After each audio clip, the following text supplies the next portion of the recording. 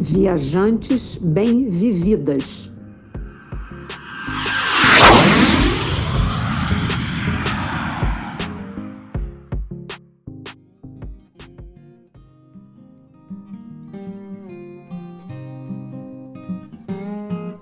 Quando se fala em viagem ao México, a maioria das pessoas logo pensa em Cancún, né? Mas, caras amigas, o México vai muito além disso. Existem lugares que com certeza vão lhes surpreender. Eu já estive por algumas vezes lá no México, mas há muito tempo, mais ou menos uns 15 anos, e em diferentes lugares. Mas agora eu vou relembrar de alguns e conhecer outros, pois a entrevistada de hoje é a minha parceira do podcast que esteve por lá agora em março. Eu sou Silvia Iano, autora do blog Sentidos do Viajar e coautora do Viajantes Bem-Vividas. Vai ser muito legal conversarmos sobre o México, mas hoje nós só vamos falar da capital, que é a Cidade do México, pois tenho muitas coisas para contar. Eu também visitei várias outras cidades muito legais, mas eu vou deixar para falar isso em um outro episódio. Bem, a capital do México, que se chama Cidade do México, é considerada uma das maiores metrópoles do mundo e é a maior cidade do país. Além disso, reúne muita história e modernidade. Uma cidade encantadora. Eu sou Lilian Azevedo, autora do blog Uma Senhora Viagem e coautora do podcast Viajantes Bem-Vividas.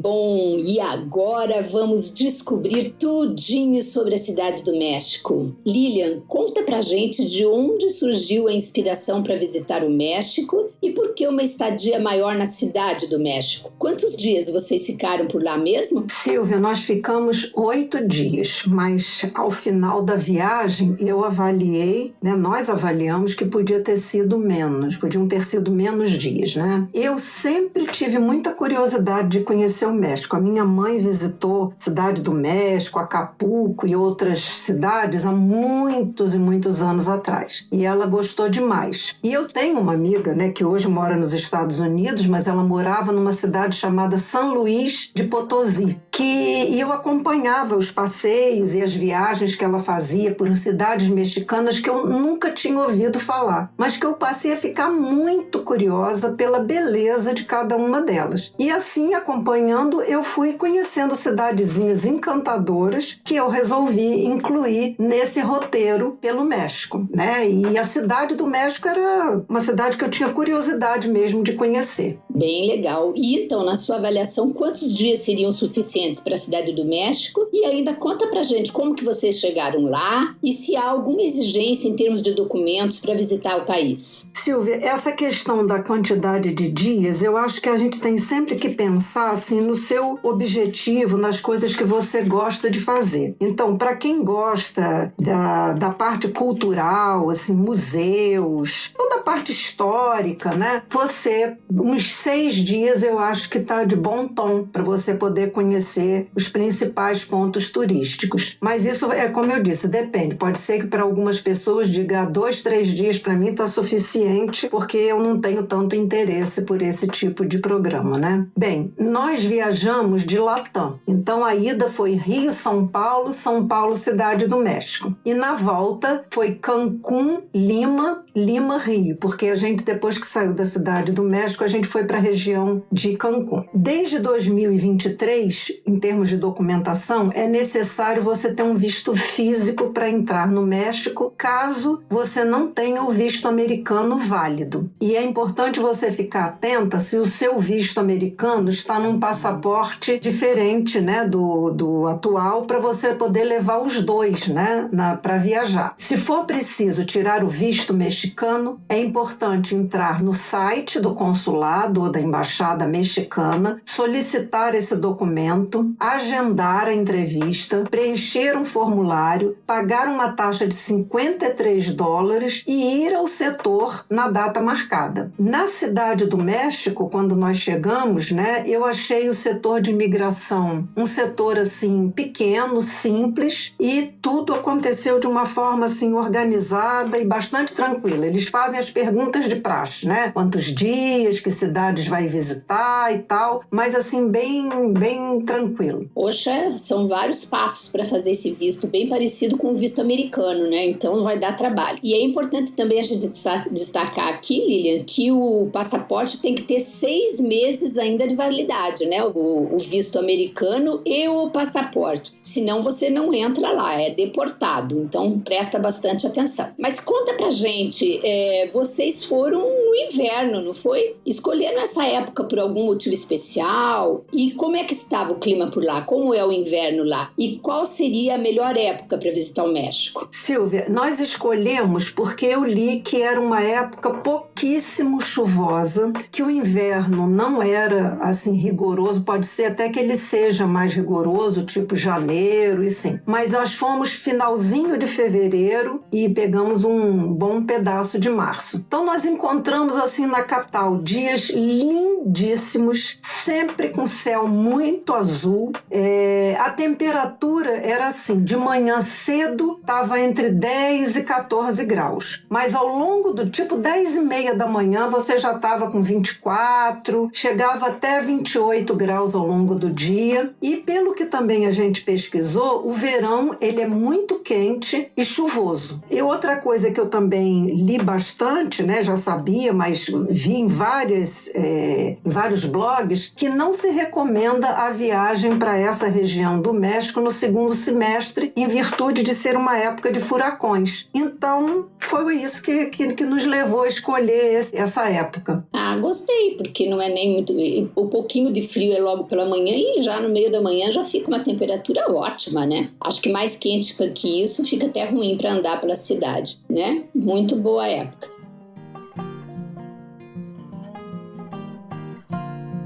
E qual foi a sua primeira impressão da cidade? Como que você percebeu a questão da segurança? E aproveita e conta pra gente também qual é a moeda do México e vocês usaram lá, foi dinheiro em espécie, cartão internacional de débito? E como foi essa aceitação lá? Como funciona essa questão financeira? Olha, logo que nós chegamos, né, no aeroporto para ir pro hotel, assim, o trajeto, eu achei que as paisagens urbanas, elas lembravam bastante o Brasil, sabe, assim, as casas, as construções, os bairros mais simples. Mas agora, quando a gente chegou na cidade mesmo, nos pareceu bem mais segura do que o Rio de Janeiro e São Paulo, tá? Eu vi, assim, o tempo todo da nossa permanência na cidade, pessoas usando celular tranquilamente na rua, sentadas em restaurantes na calçada, assim, com o celular na mesa. Nós caminhamos de noite pelo bairro que nós estávamos hospedados, pelas avenidas assim mais turísticas, né? Nos sentindo bem, sem ver nada, nenhuma movimentação que nos preocupasse. Centro histórico sempre assim bem policiado. Vimos pouquíssimos moradores de rua. Então, lógico que a gente não pode dizer, isso não é uma avaliação assim, né? Porque você transita realmente como turista nas áreas mais turísticas, né? Mas se eu for comparar a parte turística, por exemplo, do Rio de Janeiro, me parece que lá é bem melhor. Em relação à moeda, lá é o peso mexicano. Nós levamos o cartão de débito Nômade e levamos também dólar, tá? Uma coisa que nós estranhamos é assim, em vários lugares eles só aceitavam pagamento em dinheiro, tá? Nós não encontramos perto do hotel, por exemplo, caixa ATM, né, que você pode retirar dinheiro, né? Então a gente acabou trocando trocando na casa de câmbio, mas foi bastante tranquilo, sem taxa, sem nada. E então, assim, a maior parte das nossas despesas nós pagamos com o cartão de débito. Ah, interessante. Que bom, né? Fica mais fácil dessa forma. E é interessante ver uma cidade grande e ainda ter essa sensação de segurança, né? Isso também facilita muito o turismo. Mas, como diz você, não é um diagnóstico policial, né? Então, todo mundo tem que ter, tem que ter o cuidado de sempre, né? Não dá bobeira. E a hospedagem, Lilian? Vocês ficaram em pousada, em hotel, Airbnb? E há muitas opções de hospedagem, também preços acessíveis? Gostaram do bairro onde ficaram? Tinha uma estrutura perto, restaurante, mercado, atrações? Dava para fazer os passeios a pé ou precisava de transporte? Olha só, nós não achamos a cidade barata. Eu me lembro que assim, a gente foi ao supermercado em que dava para comparar esses cafés de cápsula. Me chamou a atenção quando eu entrei no supermercado, porque aqui no Rio a gente paga uma caixinha R$26, às vezes numa promoção R$19. Nas contas que a gente fez lá, uma caixinha dessa custava R$70, se fosse fazer a conversão. Então, assim, eu não achei uma cidade barata, não. Agora, os restaurantes, por exemplo, a mesma faixa de preço de Rio e São Paulo. Alguns itens, como eu falei, de supermercado, eu achei bem caros. Gasolina caríssima, a gente viu numa outra parte da viagem. Agora, nós ficamos num bairro muito, muito, muito simpático. Dentro desses 8 dias, nós fizemos uma viagem de 2 dias para Puebla e Cholula, voltamos para a Cidade do México e depois fizemos uma de 2 dias para São Miguel de Allende. Então a gente escolheu ficar no mesmo hotel, porque aí a gente podia deixar as malas sem custo, né? E só viajar com as mochilas. Achei o hotel com um preço bastante justo. Era um hotel simples, mas assim, muito bem localizado. Uma rua, um bairro todo muito simpático. Casas, casarões, edifícios pequenininhos, assim, de 3 andares, tudo perto, assim, farmácia, bares, restaurantes, cafés, na nossa rua mesmo, supermercado, que eu amo, porque a gente muitas vezes não toma café da manhã, né, no hotel, como foi o caso ali.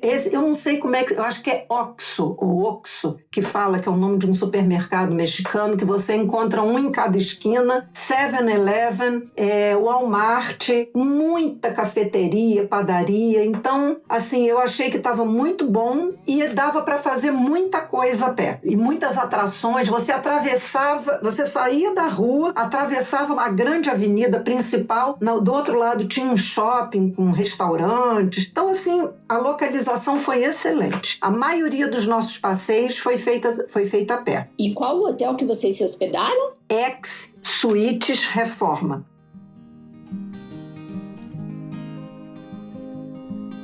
Ah, que legal. A melhor coisa que existe para mim é hospedar perto das atrações, né? Isso poupa muito tempo, a gente não precisa pegar transporte, gastar tempo, enfrentar trânsito. Então essa é uma boa dica aí que você deu de onde se hospedar. E conta pra gente o que vocês conheceram por lá, Lilian. O que essa cidade do México tem para mostrar? Olha, é uma cidade assim, o tempo todo, eu já sabia que seria interessante, mas ela nos surpreendeu assim positivamente, tá? Eu achei, a primeira grande atração é a Avenida Passeio de La Reforma. Ela é uma avenida de simplesmente 14 quilômetros de extensão. Ela atravessa vários bairros. Ela é uma avenida, eu acho, para mim, eu considerei um ponto turístico, né? Ela é uma avenida elegante, calçadas largas, uma alameda central, assim, bem arborizada, que você vai encontrando pequenas pracinhas, tudo com jardim, ciclovia em todos os lados possíveis, prédios moderníssimos com uma arquitetura exuberante que se mistura assim a outros antigos, casarões que eu fiquei assim impressionada. Fiquei imaginando como é que era a Cidade do México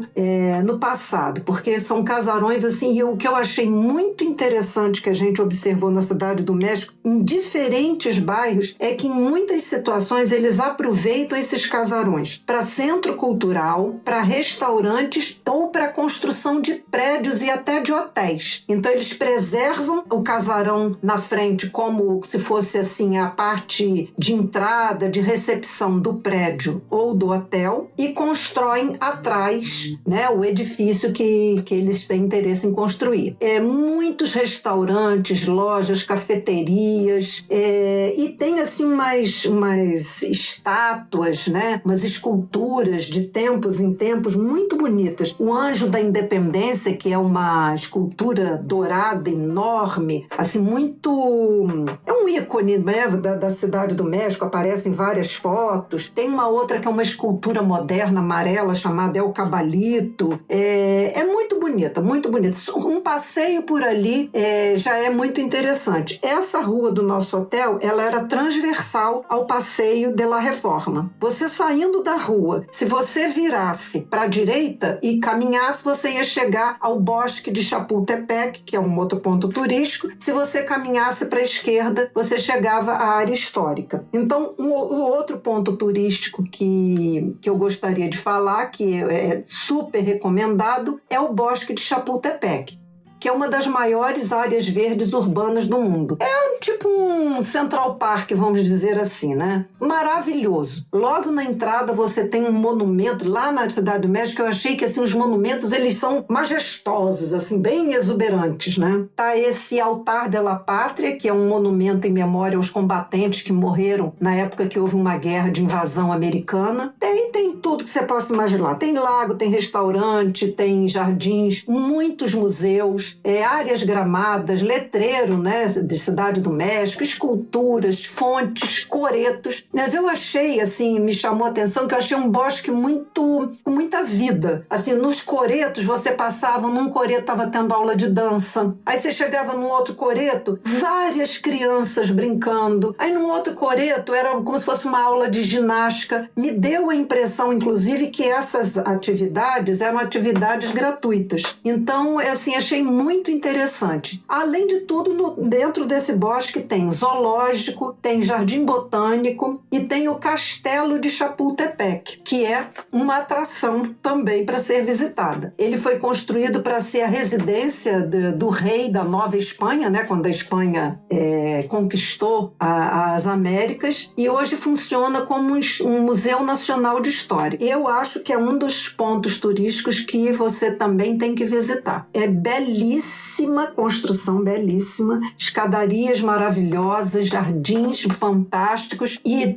quando você passeia por dentro do palácio, desse castelo, tem umas galerias com uns vitrais que são assim, tudo influência, né, da época que se construía inspirado na França, né, nas construções francesas. Então, é uma coisa assim realmente fantástica. Então, na minha opinião, se você for, quase que um dia dedicado ao Bosque de Chapultepec, porque você vai fazer essa visita, vai pelo menos visitar o Castelo de Chapultepec, e depois você pode ir a um bairro que fica muito próximo. Você caminhando por dentro do bosque, você vai sair num dos portões que fica muito próximo de um bairro chamado Polanco. É o bairro que pelo que eu pesquisei, é o mais chique da cidade, sabe? Então também é assim, belíssimo. E ele tem um museu imperdível, que é o Museu Soumaya. Ele é um museu particular e ele é gratuito. E ele tem uma arquitetura moderna, uma frente toda espelhada. Não sei se aquilo é metal, mas é uma coisa muito bonita. E a coleção vale muito a pena.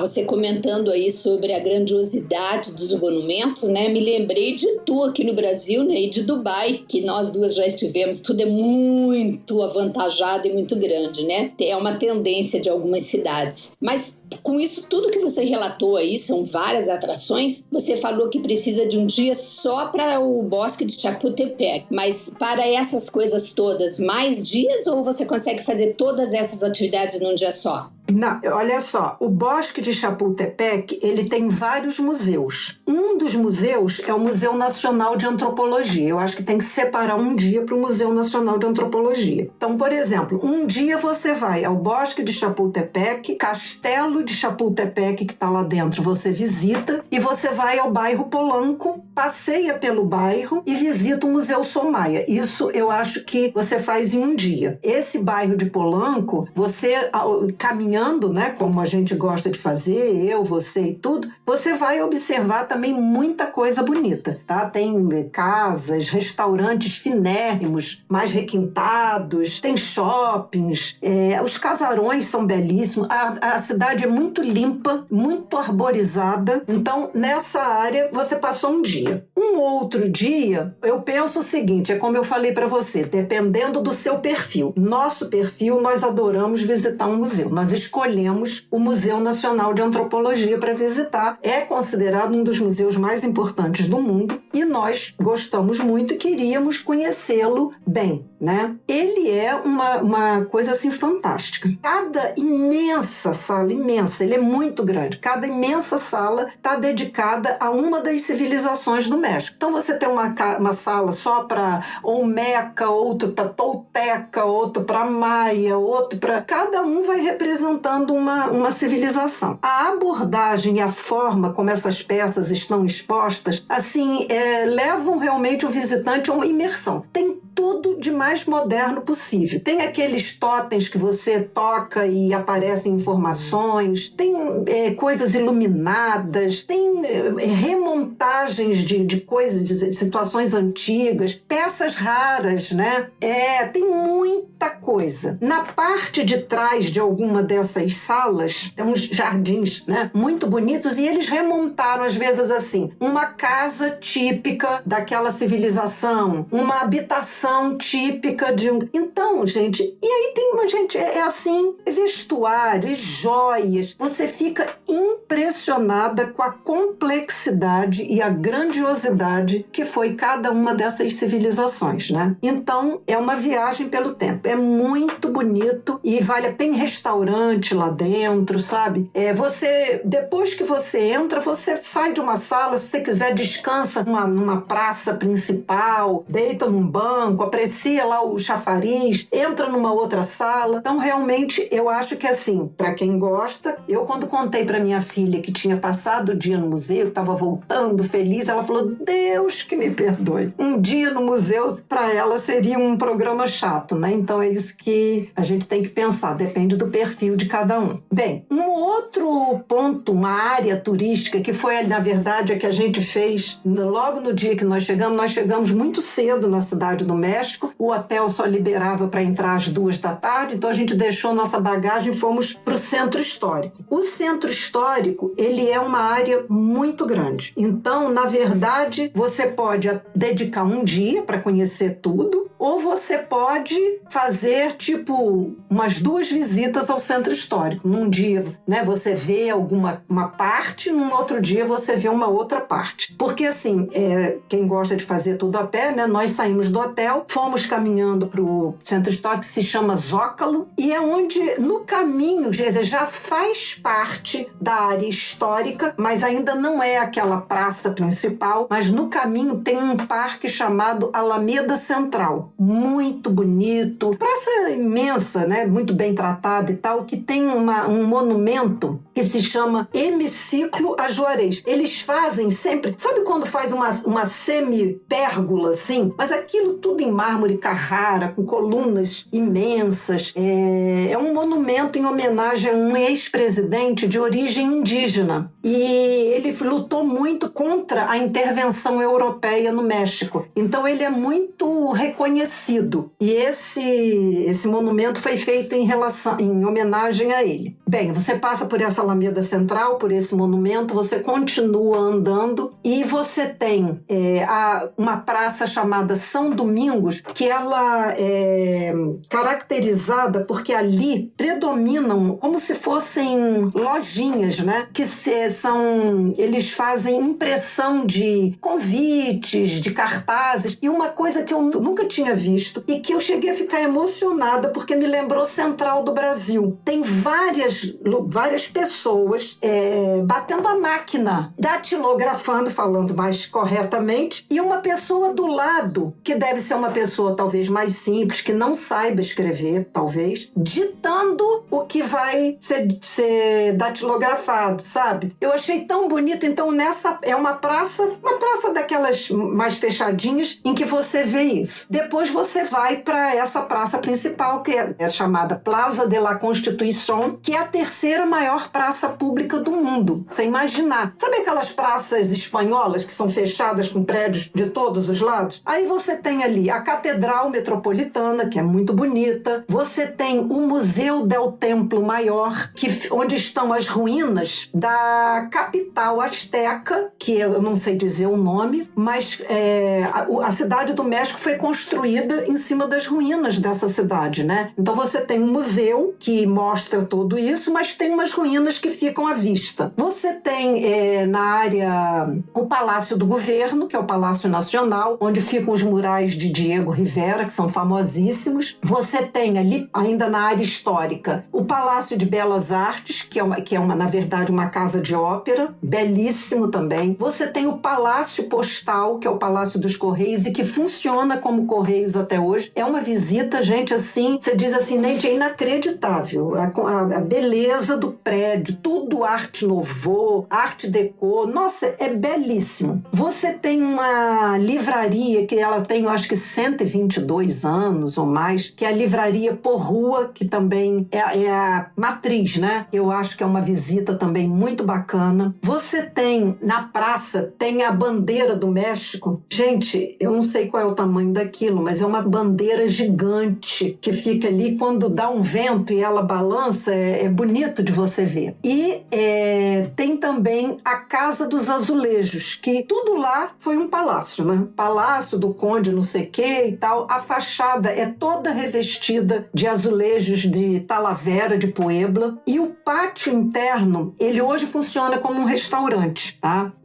Eu, inclusive, fui um dia tomar um café da manhã lá, porque eu falei, gente, eu queria poder sentar ali dentro, né, e curtir aquele visual, porque dentro tem aquele pátio interno, essa casa tem 3 andares, e no segundo e no terceiro andar, a galeria toda com uma grade de ferro muito bonita, e as paredes são pintadas com painéis, com pinturas antigas. Então, assim, é um lugar, e as atendentes, as moças, né, as garçonetes, vamos dizer assim, que atendem na casa, elas estão com trajes típicos mexicanos, sabe? Então, assim, é uma experiência, sabe? Muito bonita. E ele tem vários ambientes, é um restaurante que serve café da manhã, almoço, num preço possível de você ir fazer uma presença lá.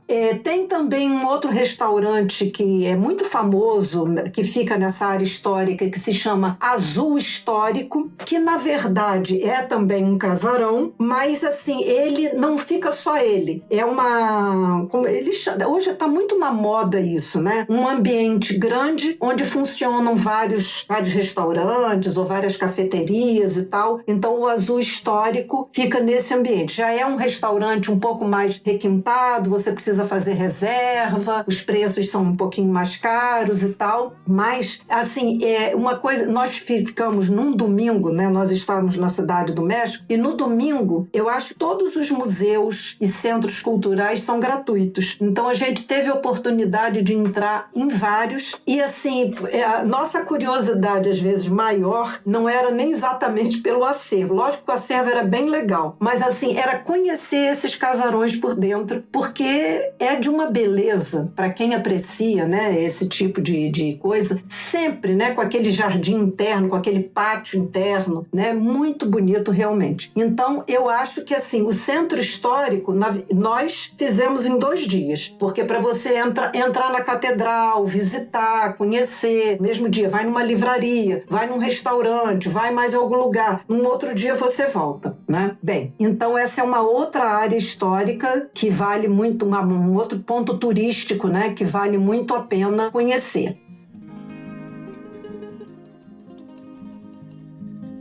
Poxa, realmente tem atração demais. Acho que quase que merece realmente os 8 dias, hein? Com essa quantidade de belezas e de lugares. E mais alguma coisa que você fez assim que chamasse atenção nesses seus 8 dias? O que você ainda dá de dicas? Silvia, eu tenho mais 3 dicas, 2 um pouquinho maiores e uma menor. Coiacã é um bairro que você também deve fazer esse passeio. Foi um vilarejo, hoje é um bairro, e é comparado a Montmartre, em Paris, porque foi um lugar que reuniu muitos artistas, pintores e tal, e é lá que fica o Museu Frida Kahlo, o Museu Léon Trost. Ele era uma cidadezinha, um vilarejo. Então você tem um centrinho histórico, com pracinha, com uma paróquia de São João Batista que é muito bonita, um pórtico antigo, mercado de artesanato. Nessa pracinha, junto a essas 2 pracinhas, você tem bares, restaurantes e o bairro, como já falei em outros bairros, é aquela coisa bonita de casas, ruas muito arborizadas, tranquilas, igrejinhas e tal. Esse com certeza eu não perderia, porque eu tenho morro de vontade de conhecer o Museu da Frida Kahlo.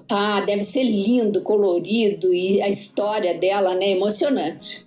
Você não vai acreditar na 2 grandes frustrações minhas nessa viagem. Eu, quando estava aqui, verifiquei que assim, eu não precisava comprar ingresso antecipado para várias atrações, porque não é alta estação na Cidade do México. E a Cidade do México ela não é tão procurada assim, não é aquele turismo maciço como Paris, por exemplo. Então, eu olhava, entrava no site do Museu Frida Kahlo, olhava, não, tá tranquilo e tal. Aí chegava mais perto, olhava, estava tranquilo. E deixei o Museu Frida Kahlo para um determinado dia, quando a gente voltasse de uma dessas viagens que nós fizemos. Bem, quando eu estava na cidadezinha lá, um dia de noite eu entro no site, lotado, esgotado. Eu falei, gente, eu não estou acreditando. Conclusão, o que eu entendi, Silvia, é o seguinte, é que pessoas como eu, você, procuramos o ingresso no site oficial daquela atração. Mas eu acho que hoje em dia, muitas pessoas, quando elas colocam lá ingresso para atração tal, aparecem as empresas que também vendem ingresso para aquela atração. Então eu fiquei com essa coisa. Eu falei, talvez de uma hora para outra os ingressos se esgotaram, porque essas empresas que também estão vendendo, né, as pessoas compraram através dessas empresas e de repente de uma hora para outra. Então eu fiquei muito triste. Mas aí eu fui até Coiacã, fotografei o museu por fora, fotografei um mural muito bonito que tinha com a pintura de Frida Kahlo e falei, é um aprendizado. Não faço mais isso. Agora, a próxima vez, num lugar que eu queira muito conhecer, né, eu vou botar logo no meu primeiro dia. Eu acho que, aliás, isso é uma falha de quem, né, da planejadora que se achava metida a saber fazer planejamento, né? Não, mas é isso mesmo, a gente aprende. Isso me aconteceu na casa de Anne Frank. Eu também não comprei antecipado, achei que tinha lido que podia comprar lá e quando eu cheguei, todos os dias eu ia verificar uma fila imensa. Então tem que comprar antecipado mesmo, isso aí a gente aprende. Mas assim, eu acho que e lá eu achei legal que a gente viu nessa pracinha principal, tem como se fosse uma jardineira, um trenzinho, vamos dizer assim, que eles vendem um ingresso e eles fazem um passeio turístico pelo bairro, mostrando as principais atrações. Então tem outros museus e tal que valeriam a pena ter feito o passeio. Quando a gente encontrou esse trenzinho, nós já tínhamos ido ao Museu lá Frida Kahlo, já tínhamos feito um passeio pelo bairro, entramos numa confeitaria que é muito famosa, visitamos a igreja e tal, aí a gente achou que não valia a pena. Então, esse é um ponto turístico. O outro ponto turístico que vale a pena você ir, e que é um passeio de uma tarde talvez, é você você conhecer os bairros Roma e Condessa, tá? Eu não sei se fala Condessa ou Condesa, mas são 2 bairros, assim, belíssimos, super descolados, milhares de restaurantezinhos charmosos, cafeterias e casarões, aquelas alamedas, aquelas avenidas largas, mas assim, residenciais, sabe? Muito tranquilas, muito bonitas.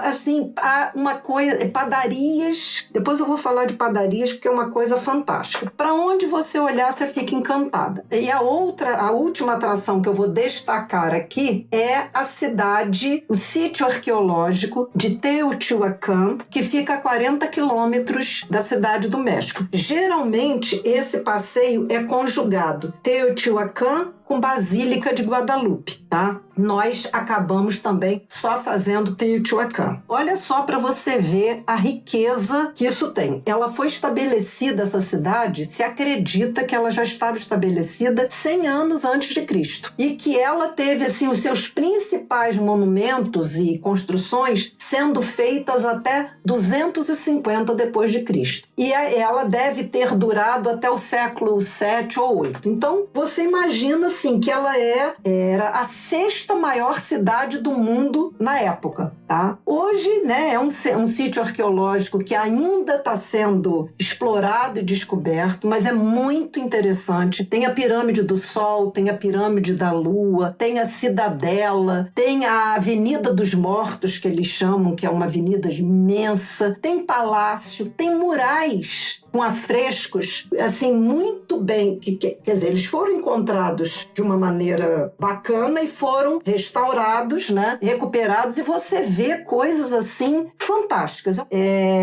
As ruínas dessa cidade são, assim, o sítio arqueológico mais visitado do México. Então, é uma visita imperdível. Quando você volta, você pode ir à Basílica, porque ela está como se fosse no caminho de volta. Mas a gente acabou, por outros problemas, saindo tarde para o passeio, e aí a gente achou que não dava tempo de fazer uma visita bacana à Basílica, que é o principal ponto, Templo Católico das Américas e a padroeira do México, né?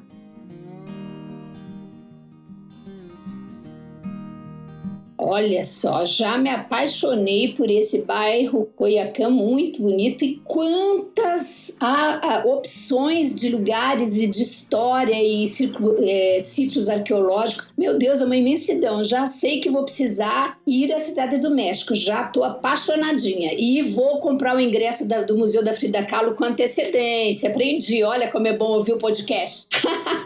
Exatamente. E conta pra gente, Lilian, como que vocês fizeram esses passeios? Vocês contrataram algum guia, alguma excursão? E como que vocês também se locomoveram para esses lugares? Porque, pelo que eu vi, vocês também foram para lugares um pouco mais distantes. Como que funcionou isso? Olha, Silvia, todos os passeios foram feitos por nossa conta, e quando nós precisamos ir a algum lugar mais distante, nós usamos o Uber.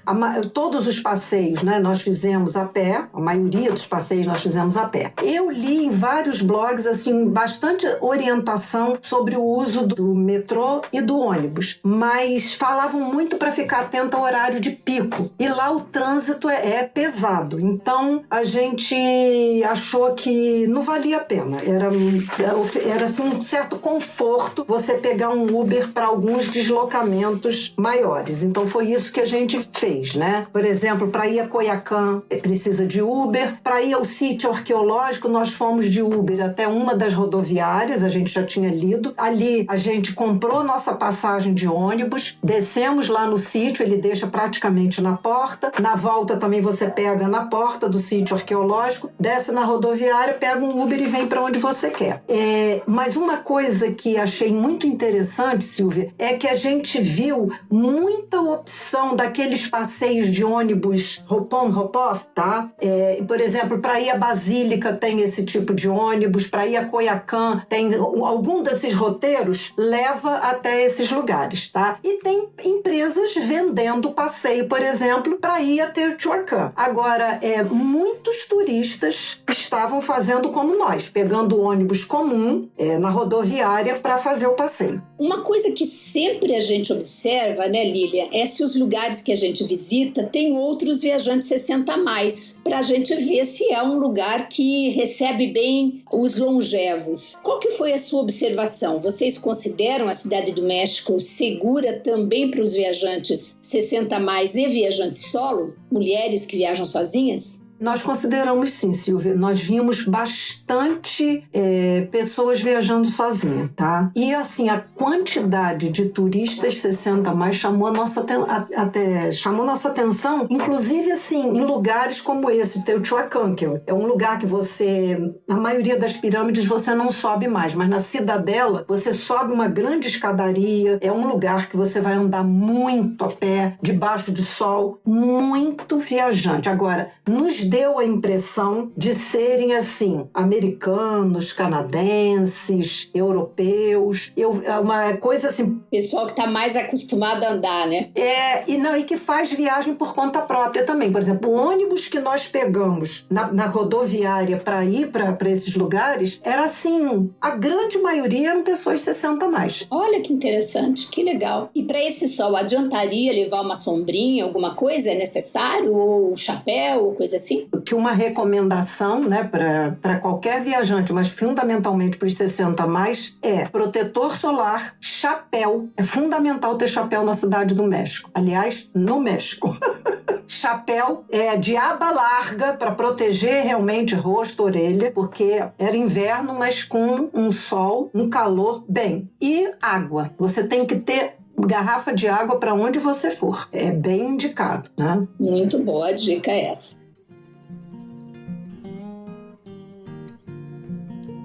Você já mencionou aqui também que o seu marido e você não costumam experimentar pratos diferentes, né? Vocês gostam mais da comida conhecida. Como que foi no México? Porque o México é tido como um lugar com comidas bem mais exóticas, apimentadas. E aí aproveita e indica algum restaurante ou outro lugar para comer que vocês tenham se impressionado, chamado a atenção de vocês. Olha, realmente nós somos super chatinhos para comida diferente, para experimentar coisas e tal. Nós provamos, eu acho que se chama nachos, com um molhinho de... nachos? Nachos. Nachos, com um molhinho de cebola e tomate temperadinho, tava muito gostoso. Mas assim, o que a gente observou é que eles têm muita comida, né, com feijão e pimenta. Essa nós não provamos. Nós observamos que até assim, o molho da comida, por exemplo, uma massa que você vai comer, o molho daquela massa, ele já é bem temperado e não é, né, a comida típica deles. Então, por aí, a gente já deduzia que a comida deles deve ser bem picante mesmo, tá? É uma Índia amenizada, né? Uma coisa que chamou muito a nossa atenção, Silvia, na Cidade do México e em outras cidades também, foram as padarias, que lá chama panaderia, né? As padarias, assim, padarias diferenciadas, sabe? E até assim, vamos dizer, uma padaria tradicional, ela já era muito diferente do que a gente tem aqui no Brasil. Pelo menos imagina a minha pretensão, que eu conheço, né? Sabe aquelas padarias, vamos dizer assim, gourmet? São padarias com pãezinhos diferenciados, croissants, uns bolinhos, umas coisas... Nossa, gente, eu me fartei, porque eu amo tomar um cafezinho, comer um pãozinho assim. Então, assim, aqueles rolls, pães doces, mas é realmente muita coisa legal. A padaria que eu vou indicar, eles têm a padaria e eles têm um restaurante. Se chama Panaderia Rosetta e tem o restaurante Rosetta. Fica em Roma, esse bairro que eu já tinha comentado. Uai, você estava no México ou na Itália? Tem um outro restaurante que a gente gostou muito, que fica no Passeio de la Reforma, que se chama Cocina Aberta. E é esse modelo que eu tenho gostado muito, que na verdade ele fica num subsolo e você chega lá, é uma área bem ampla, tá? Com mesas, algumas mesas coletivas, outras mesas, né, normais, e convencionais, na verdade, e você tem vários restaurantes. E aí você escolhe aonde você quer qual restaurante você quer comer. Então tem de comida japonesa, tem da comida mexicana, tem comida italiana e hambúrguer, mas o nome do estabelecimento é Cocina Aberta, tá? Gostamos muito. Legal, a lá moda de mercados da Espanha, de Portugal, né, em Lisboa, isso é super gostoso. Que cada um escolhe o que quer, no seu sabor, troca ali, conhece diversas cozinhas. Muito legal. E tem um outro nesse mesmo estilo que se chama Mercado Roma. Esse tem uma ambientação assim maravilhosa, também no bairro Roma. Maravilhosa, sabe? Tem aquelas caveiras mexicanas, tem tiras coloridas, sabe? É muito bonito. Tem uma rede de cafeterias lá chamada Tierra Garate, tá? Que é também bastante interessante, bonita, diferente. Tem o famoso Vapiano, que nos salva,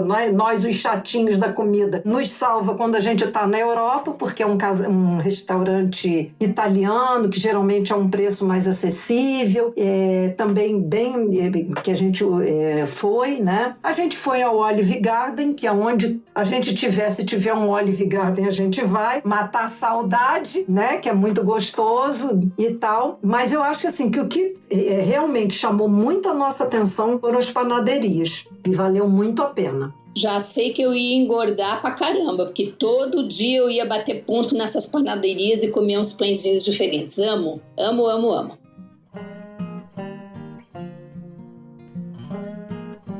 E tem mais alguma coisa sobre a Cidade do México que tenha lhe chamado a atenção ou do Perri e que você queira destacar como uma alerta para nossas ouvintes? Olha, tem duas coisas que não é para afastar os turistas, mas é para a pessoa se preparar.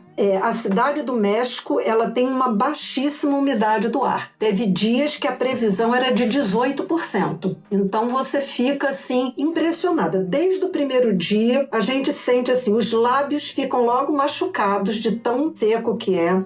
O nariz sangra. Você tem que pingar. A gente sempre leva soro fisiológico para pingar no nariz por causa do avião, né, que geralmente é também mais seco, e leva o colírio umidificante, lubrificante. Né? Isso a gente precisava levar na sacolinha para todos os passeios, porque você usa várias vezes ao dia. Você tem que passar hidratante aos montes e você tem que beber água muito, porque é perigoso até de você desidratar, né? Então você via pessoas com uma coisa horrorosa, mas eu vi vários homens com um chumaço de algodão no nariz. Eu, um dia comentando isso com meu marido, ele falou, Lília, se eles vivem aqui ou trabalham, né, e estão colocando isso, é porque eles devem sofrer mais do que qualquer outra pessoa. Deve ser realmente uma coisa de um sangramento constante. Por isso tem que se proteger dessa maneira, né? Mas é uma coisa que a pessoa precisa saber e ir preparada. Os alérgicos sofrem muito. E a outra coisa é que a Cidade do México, eu não sabia disso, eu soube 3 dias antes de viajar, tá? Que os tremores de terra são diários. Só que, assim, a maioria deles é imperceptível. Mas uma moça brasileira que mora lá já há algum tempo, ela postou isso no Instagram, eu me assustei, porque eu ia viajar 3 dias depois, e aí comecei a conversar com ela e ela explicou que isso acontecia dessa maneira.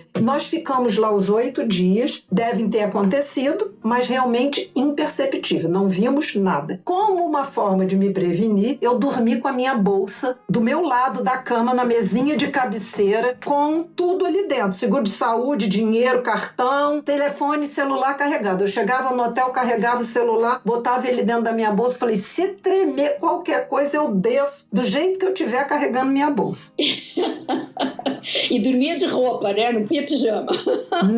Não. Dormia aí, eu ia descer de baby doll, camisola. De camisola mesmo. Ai, olha só, eu não tinha nem ideia desses tremores também, nunca tinha ouvido falar. Mas que bom que vocês não chegaram a sentir, né? Mas a prevenção sempre é bem-vinda, né? Agora, quanto à umidade, pra mim, né, pra gente que mora aqui em Brasília, a gente já tá acostumada com isso, né? A gente quem chega aqui de fora passa pelas mesmas sensações. Sangramento de nariz, tontura, lábio e nariz tudo ressecado, olho. Mas a gente aqui já tá acostumada, então pra gente não vai ser tão sofrido. É verdade, dependendo de onde a pessoa, né, mora.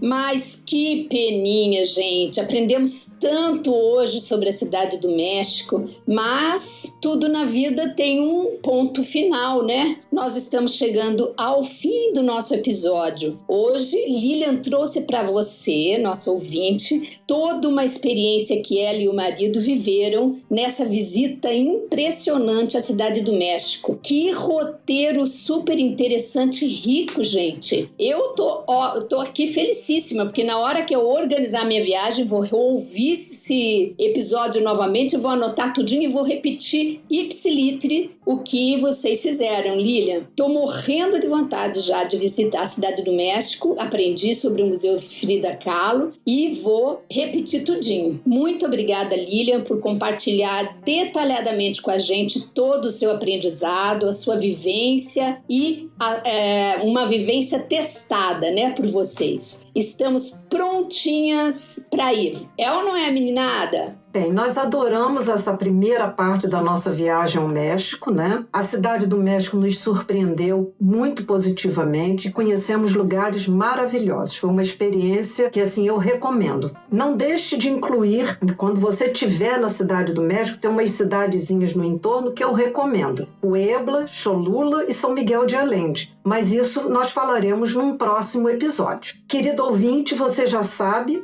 que a cada 15 dias, nas quartas-feiras, nós estamos aqui trazendo um episódio novo. Sua presença aqui conosco é sempre uma alegria e uma honra. Enquanto isso, aproveite para ouvir os outros episódios que já foram publicados. Nós temos sempre muita informação, dicas de lugares que nós já visitamos ou que um de nossos convidados visitou. Exatamente isso, roteiros prontinhos e gratuitos para você. Lembre que você pode também nos ajudar a fazer chegar toda essa informação a muitas outras mulheres. Essas dicas, roteiros. Então, compartilhe os episódios com suas amigas, curta e comente. Isso ajuda muito a que o próprio sistema, né, os algoritmos, levem a mais pessoas que ainda não estão aqui conectadas conosco. Se você desejar nos dar também sugestão de temas e opinião sobre os episódios, envie um e-mail para a gente lá no viajantesbemvividas@gmail.com